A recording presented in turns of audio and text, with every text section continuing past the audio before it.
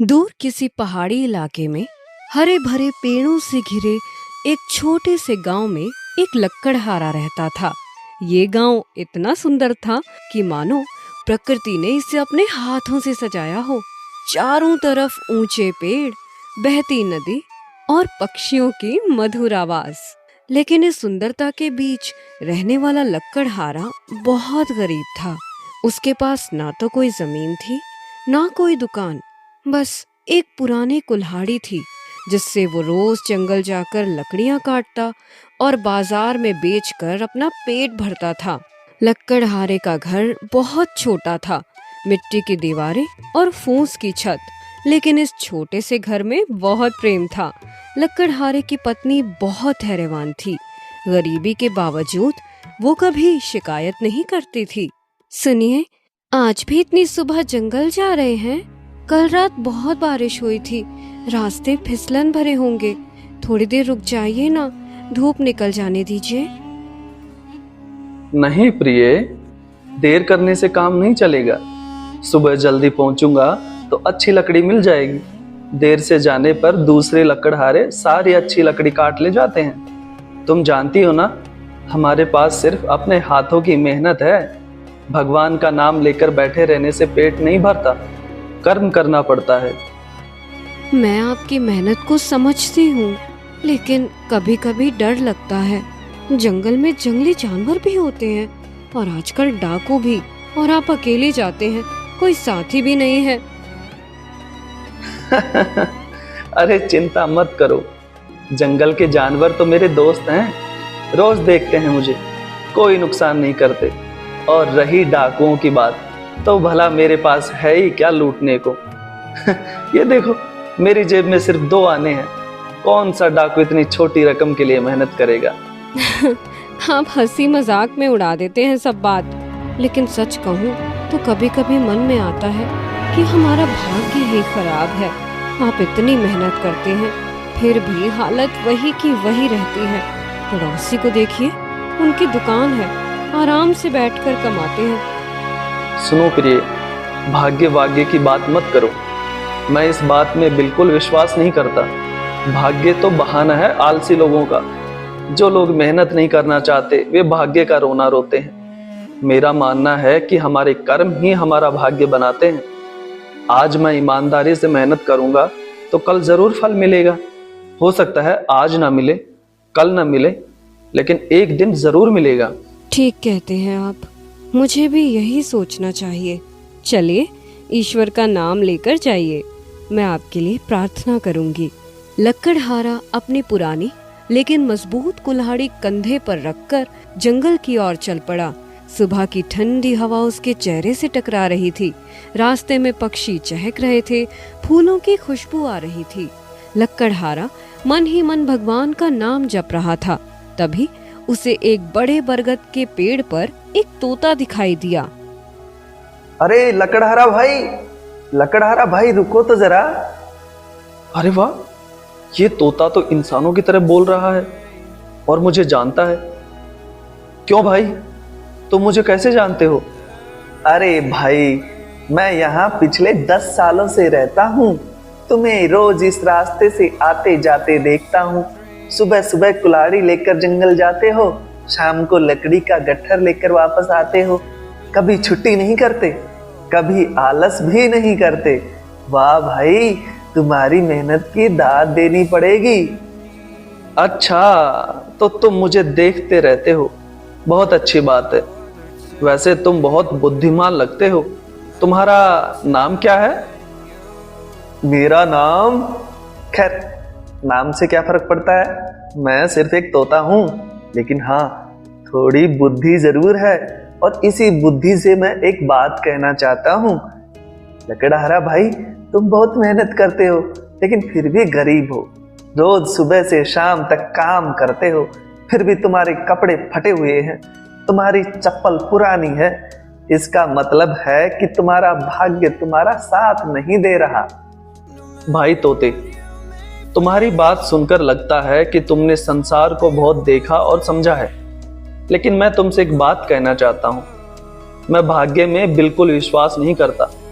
भाग्य तो सिर्फ एक शब्द है असली चीज है कर्म। जो व्यक्ति अच्छे कर्म करता है, ईमानदारी से मेहनत करता है, दूसरों का भला सोचता है, भगवान उसे जरूर फल देते हैं। हो सकता है वो फल तुरंत ना मिले, लेकिन मिलता जरूर है। अरे भाई, ये तो तुम्हारा नजरिया है, लेकिन दुनिया में तो यही देखने को मिलता है कि कुछ लोग बिना मेहनत के भी अमीर हैं और कुछ लोग दिन रात मेहनत करके भी गरीब हैं। ये भाग्य नहीं तो और क्या है, बताओ। देखो भाई, हो सकता है कि जो लोग आज बिना मेहनत के अमीर दिख रहे हैं, उन्होंने या उनके बाप दादाओं ने कभी अच्छे कर्म किए हों, और जो आज मेहनत करके भी गरीब हैं, हो सकता है उनके कर्म का फल अभी आने वाला हो। भगवान का हिसाब किताब हमारी समझ से बहुत बड़ा है। मैं बस अपना कर्म करता रहूंगा, फल की चिंता नहीं करूंगा। लक्कड़हारा तोते से विदा लेकर आगे बढ़ता गया। जंगल गहराता जा रहा था। बड़े बड़े पेड़, घनी छाया और विभिन्न प्रकार की आवाजें। तभी उसे एक विशाल हाथी दिखाई दिया, जो एक बड़े पेड़ के नीचे आराम कर रहा था। हाथी इतना बड़ा था कि लक्कड़हारा डर गया। कौन है वहां? कौन आया है मेरे जंगल में? अरे अरे अरे महाराज, मैं एक गरीब लकड़हारा हूँ। आपके जंगल में लकड़ी काटने आया हूँ। मैं रोज यहाँ आता हूँ। कृपया मुझे माफ कर दीजिए अगर मैंने आपको परेशान किया है। अरे डरो मत लकड़हारे, मैं इस जंगल का राजा हूँ, लेकिन मैं किसी निर्दोष को नुकसान नहीं पहुंचाता। तुम्हें तो मैं रोज देखता हूँ। हर दिन सुबह आते हो, मेहनत करते हो, किसी को परेशान भी नहीं करते, सिर्फ उतनी ही लकड़ी काटते हो जितनी जरूरत है। पेड़ों को बेवजह नुकसान नहीं पहुंचाते। तुम एक अच्छे इंसान हो। लेकिन एक बात कहूं, मैं तुम्हें रोज देखता हूं और मुझे एक बात समझ नहीं आती। तुम इतनी मेहनत करते हो, इतना अच्छा व्यवहार करते हो, फिर भी तुम्हारी हालत वही की वही है। तुम्हारे कपड़े पुराने हैं, तुम्हारी कुल्हाड़ी पुरानी है। इसका मतलब ये है कि तुम्हारा भाग्य तुम्हारा साथ नहीं दे रहा। शायद तुम्हारे पिछले जन्म के कोई बुरे कर्म हैं। महाराज, आप जंगल के राजा हैं। आपका अनुभव मुझसे कहीं ज्यादा है, लेकिन मैं एक बात पर पूरा भरोसा रखता हूँ। मेरा मानना है कि कर्म ही भाग्य बनाता है। अगर मैं आज ईमानदारी से मेहनत करूंगा, दूसरों का भला सोचूंगा, तो कल मुझे जरूर अच्छा फल मिलेगा। हो सकता है वो फल आज ना मिले, कल ना मिले, लेकिन जब सही समय आएगा तो भगवान जरूर देंगे। वाह, तुम्हारा विश्वास देखकर मैं दंग रह गया। इतनी गरीबी में भी तुम्हारा मन नहीं टूटा, तुम्हारा भरोसा नहीं उठा। ये बहुत बड़ी बात है। चलो देखते हैं कि तुम्हारा ये विश्वास तुम्हें कहां तक ले जाता है। महाराज, आपका आशीर्वाद मिल गया, यही बहुत है। अब मैं काम पर जाऊंगा। लक्कड़हारा जंगल के एक हिस्से में पहुंचा, जहां कुछ सूखे पेड़ थे। वो हमेशा सिर्फ सूखे पेड़ ही काटता था ताकि जंगल को नुकसान ना हो। उसने एक सूखे पेड़ के पास जाकर अपनी कुल्हाड़ी तेज करनी शुरू की। तभी अचानक झाड़ियों से एक बूढ़े ऋषि प्रकट हुए। उनके लंबे सफेद बाल, सफेद दाढ़ी और चेहरे पर एक अजीब सा तेज था। वत्स, रुको, अभी लकड़ी मत काटो। प्रणाम गुरुजी, आप कौन हैं? इस घने जंगल में आप कैसे आए? क्या आप कोई संत हैं? हाँ वत्स, मैं एक ऋषि हूं। मैं यहाँ तपस्या करता हूँ। तुम्हें तो रोज देखता हूँ, बहुत मेहनती हो तुम।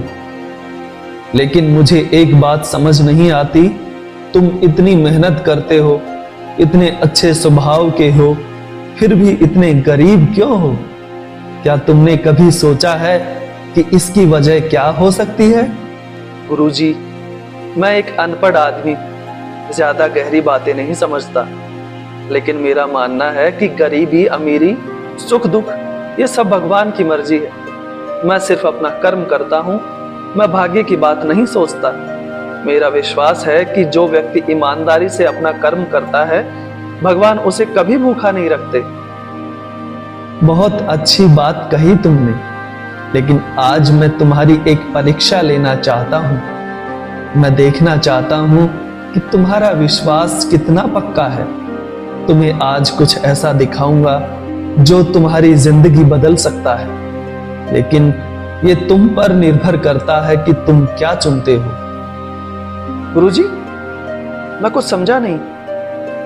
आप जो भी कहेंगे मैं वही करूंगा।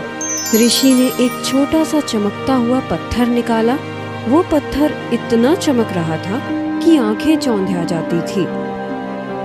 देखो वत्स, ये कोई साधारण पत्थर नहीं है, यह एक जादुई रत्न है। अगर तुम इसे हाथों में लेकर कोई भी इच्छा करोगे तो वो तुरंत पूरी हो जाएगी। चाहो तो सोने का महल बना सकते हो, चाहो तो हीरे जवाहरात की दुकान खोल सकते हो। तुम्हारी गरीबी एक झटके में खत्म हो सकती है। सच में गुरुजी, ये पत्थर इतना शक्तिशाली है? लेकिन अगर ये इतना कमाल का है तो आप इसका इस्तेमाल क्यों नहीं करते? वत्स, हम सन्यासियों को धन दौलत की जरूरत नहीं होती। हमारे लिए भगवान का नाम ही सबसे बड़ा धन है। लेकिन तुम एक गृहस्थ हो, तुम्हारी पत्नी है, तुम्हें घर चलाना है। यह रत्न तुम्हारे काम आ सकता है, लेकिन एक शर्त है। क्या शर्त है गुरुजी? शर्त यह है कि इसका इस्तेमाल करने से पहले तुम्हें यह तय करना होगा कि कर्म बड़ा है या भाग्य। अगर तुम इस रत्न का इस्तेमाल करोगे तो मान लोगे कि भाग्य बड़ा है, और अगर नहीं करोगे तो मान लोगे कि कर्म बड़ा है। अब फैसला तुम्हारा है। गुरुजी, मैं आपका बहुत आभारी हूं कि आपने मुझे इतना कीमती रत्न देने की सोची, लेकिन मैं इसे नहीं लूंगा। अगर मैं इस जादुई पत्थर से अमीर बन जाऊंगा तो वो मेरी मेहनत का फल नहीं होगा, वो भाग्य का खेल होगा। मैं अपने हाथों की कमाई पर भरोसा करता हूँ। मेरा कर्म ही मेरा धर्म है, मेरा कर्म ही मेरा भाग्य है। वाह वत्स, तुमने आज मेरा दिल जीत लिया।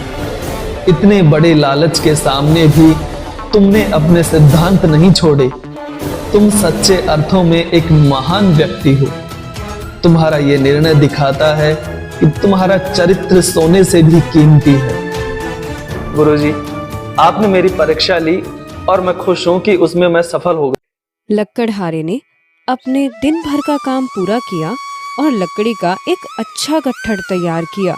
शाम होते होते वो वापस गांव की ओर चल पड़ा। रास्ते में फिर वही तोता मिला। अरे लकड़हारा भाई, कैसा रहा आज का दिन? कुछ खास हुआ क्या? तुम्हारे चेहरे पर आज अलग तरह की चमक है। हाँ भाई, आज का दिन वाकई खास था। एक संत मिले थे जंगल में, उन्होंने मेरी एक परीक्षा ली। अरे वाह, क्या परीक्षा ली? कैसे संत थे? क्या कहा उन्होंने? उन्होंने मुझे एक जादुई पत्थर दिया था। कहा था कि इससे मैं अपनी हर इच्छा पूरी कर सकता हूँ, एक झटके में अमीर बन सकता हूँ। क्या? और तुमने क्या किया? तुमने वो पत्थर लिया? अगर लिया है तो जल्दी इस्तेमाल करो। मेरी एक इच्छा भी पूरी कर दो, मुझे सबसे अच्छा तोता बना दो। नहीं भाई, मैंने वो पत्थर नहीं लिया। क्या? तुमने नहीं लिया? पागल हो गए हो क्या? तुम अमीर बन सकते थे, तुम्हारी सारी परेशानियां खत्म हो सकती थी, तुम्हारी पत्नी को अच्छे कपड़े मिल सकते थे, तुम्हें अच्छा घर मिल सकता था, फिर तुमने क्यों नहीं लिया? देखो भाई, मैं तुम्हें समझाता हूँ। अगर मैं उस जादुई पत्थर से अमीर बन जाता तो वो मेरी मेहनत का फल नहीं होता, वो सिर्फ एक जादू होता। मैं अपने हाथों की कमाई पर भरोसा करता हूँ। जो पैसा मैं अपनी मेहनत से कमाता हूँ उसमें बरकत होती है। जादू से मिली दौलत में कोई आत्मा नहीं होती। अरे भाई, तुम तो एकदम अजीब हो। दुनिया में कोई भी व्यक्ति होता तो तुरंत उस पत्थर को ले लेता। तुमने इतना बड़ा मौका गवा दिया। भाई, मौका गवाना या पाना ये नजरिए की बात है। मेरे हिसाब से मैंने आज सबसे बड़ा मौका पाया है, अपने सिद्धांतों पर अडिग रहने का मौका। संत जी ने मेरी परीक्षा ली और मैं उसमें सफल हुआ। ये किसी भी जादुई पत्थर से बड़ी जीत है। खैर, तुम्हारी मर्जी। लेकिन मुझे तो लगता है कि तुमने गलती की है। चलो कोई बात नहीं, हो सकता है कभी दूसरा मौका मिले। लक्कड़हारा आगे बढ़ता गया। फिर वही जगह आई जहाँ सुबह हाथी से मिला था। हाथी अभी भी वहीं था। अरे लकड़हारा, इधर आओ। कैसा रहा आज का दिन? कुछ अच्छी लकड़ी मिली? महाराज, आज का दिन बहुत अच्छा रहा। लकड़ी भी अच्छी मिली और कुछ और भी मिला। कुछ और? क्या मिला? आज एक संत मिले थे। उन्होंने मुझे एक जादुई पत्थर दिया था जिससे मैं अपनी कोई भी इच्छा पूरी कर सकता था। वाह, ये तो बहुत बड़ी बात है। तुमने क्या मांगा? सोने का महल, हीरे जवाहरात या फिर बहुत सारा धन? कुछ नहीं मांगा महाराज, मैंने वो पत्थर वापस कर दिया। क्या? तुमने वापस कर दिया? ये क्या पागलपन है? तुम अमीर बन सकते थे, तुम्हारी सारी समस्याएं हल हो सकती थी। महाराज, मैंने सुबह आपसे कहा था ना कि मैं कर्म में विश्वास करता हूं, भाग्य में नहीं। अगर मैं उस पत्थर का इस्तेमाल करता तो ये मेरे सिद्धांतों के खिलाफ होता। मैं अपनी मेहनत की कमाई पर भरोसा करता हूं। लकड़हारा, मैं तुम्हारे फैसले से बहुत प्रभावित हूं, लेकिन एक बात कहूं, तुमने जो किया है वो बहुत बड़ी बात है। इतने बड़े लालच के सामने भी अपने सिद्धांतों पर अडिग रहना, ये हर किसी के बस की बात नहीं है। तुम सच में एक महान व्यक्ति हो। धन्यवाद महाराज, आपका आशीर्वाद मिल गया, यही बहुत है। शाम होते होते लक्कड़हारा अपने छोटे से घर पहुंचा। उसकी पत्नी दरवाजे पर उसका इंतजार कर रही थी। आ गए आप? मैं बहुत चिंता कर रही थी। आज थोड़ी देर हो गई। सब ठीक तो है ना? कोई समस्या तो नहीं हुई? नहीं प्रिय, कोई समस्या नहीं। बस आज कुछ अच्छे लोगों से मिलना हुआ, इसलिए देर हो गई। और एक बात कहूं, आज का दिन बहुत खास था। एक संत मिले थे जंगल में। उन्होंने मुझे एक जादुई पत्थर दिया था। क्या हुआ? कैसा पत्थर? कहाँ है वो पत्थर? वे कहते थे कि उस पत्थर से कोई भी इच्छा पूरी हो सकती है। मैं चाहता तो एक झटके में अमीर बन सकता था। मैंने वो पत्थर वापस कर दिया। आपने सही किया। अगर आप उस पत्थर का इस्तेमाल करते तो जो खुशी हमें अपनी मेहनत की कमाई से मिलती है वो नहीं मिलती। आपके हाथों की कमाई में बरकत है। जादू से मिली दौलत में आत्मा नहीं होती। मुझे पता था कि तुम मेरी बात समझोगी।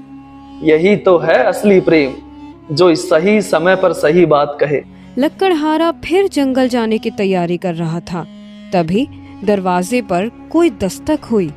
अरे, आप कौन हैं? इतनी सुबह सुबह? राम राम बहन जी, मैं राज्य के मुखिया का प्रतिनिधि हूँ। क्या यहाँ एक लकड़हारा रहता है? जी हाँ, मैं ही लकड़हारा हूँ। क्या बात है? कोई शिकायत तो नहीं आई? अरे नहीं भाई, शिकायत नहीं, बल्कि बहुत अच्छी खबर है। हमारे राज्य के मुखिया जी को एक संत ने बताया है कि इस गांव में एक बहुत ईमानदार और मेहनती व्यक्ति रहता है। उन्होंने आपकी बहुत तारीफ की है। मेरी तारीफ? लेकिन मैंने तो कुछ खास नहीं किया है। भाई, संत जी ने बताया कि आपको एक जादुई पत्थर दिया गया था जिससे आप अमीर बन सकते थे, लेकिन आपने अपने सिद्धांतों के लिए उसे ठुकरा दिया। ये बहुत बड़ी बात है। मुखिया जी इतने प्रभावित हुए हैं कि उन्होंने आपको राज्य का वन संरक्षक बनाने का फैसला किया है। वन संरक्षक मतलब? मतलब ये कि अब आपको जंगल की देखभाल करनी होगी, लकड़ी काटने वालों पर नजर रखनी होगी कि वे जंगल को नुकसान न पहुंचाएं। इसके लिए आपको अच्छी तनख्वाह मिलेगी, सरकारी घर मिलेगा और सम्मान भी। भगवान का शुक्र है, आपकी ईमानदारी का फल मिल गया। ये सब कैसे हो गया? मैंने तो कुछ खास नहीं किया था। भाई, आपने जो किया वो बहुत खास था। आज के जमाने में इतनी बड़ी लालच के सामने भी अपने सिद्धांतों पर अडिग रहना, ये हर किसी के बस की बात नहीं है। शाम के समय जब सभी लोग अपने अपने घरों को जा रहे थे, तभी वही ऋषि प्रकट हुए जिन्होंने लक्कड़हारे की परीक्षा ली थी। वत्स, मैं तुम्हारी खुशी देखने आया हूं। कैसा लग रहा है तुम्हें? गुरुजी, आप आ गए। मैं आपका बहुत आभारी हूं। आपकी परीक्षा ने मेरी जिंदगी बदल दी। नहीं वत्स, मैंने कुछ नहीं किया। यह सब तुम्हारे कर्म का फल है। मैंने तो सिर्फ तुम्हारी परीक्षा ली थी। फल तो तुम्हें तुम्हारी ईमानदारी और सच्चाई का मिला है। गुरुजी, आपने हमारे पति को सही रास्ता दिखाया। अगर वे उस पत्थर का इस्तेमाल कर लेते तो आज ये सम्मान नहीं मिलता। बेटी, तुम्हारे पति ने खुद ही सही रास्ता चुना। मैंने तो सिर्फ उनके सामने दो रास्ते रखे थे, एक आसान रास्ता जादुई पत्थर का और एक कठिन रास्ता अपने कर्म का।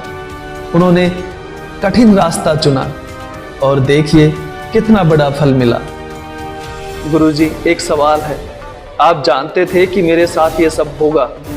वत्स, मैं भविष्य नहीं जानता, लेकिन मैं ये जानता था कि जो व्यक्ति अपने सिद्धांतों पर अडिग रहता है, ईमानदारी से कर्म करता है, भगवान उसे जरूर फल देते हैं। ये प्रकृति का नियम है, कर्म का फल जरूर मिलता है। अगले दिन लक्कड़हारा अपनी नई जिम्मेदारी संभालने जंगल गया। अब वो वन संरक्षक था। उसे एक घोड़ा और सरकारी कपड़े दिए गए थे। जब वो जंगल पहुंचा तो तोता उसे देखकर चौंक गया।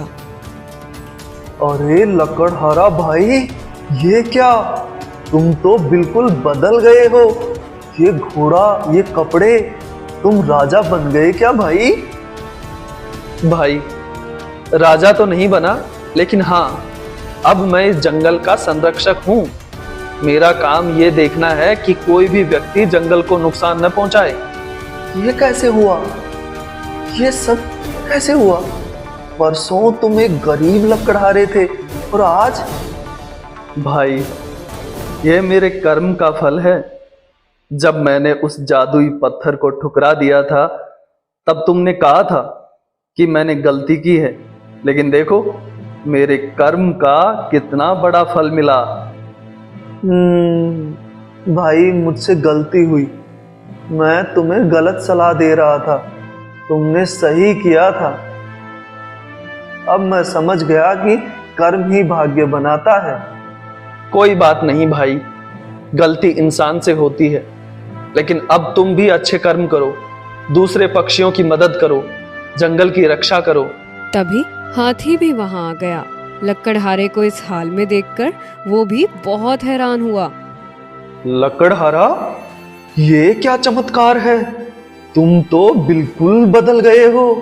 महाराज, आपने परसों कहा था कि मेरे भाग्य मेरा साथ नहीं दे रहा, लेकिन देखिए मेरे कर्म ने मेरा भाग्य बदल दिया।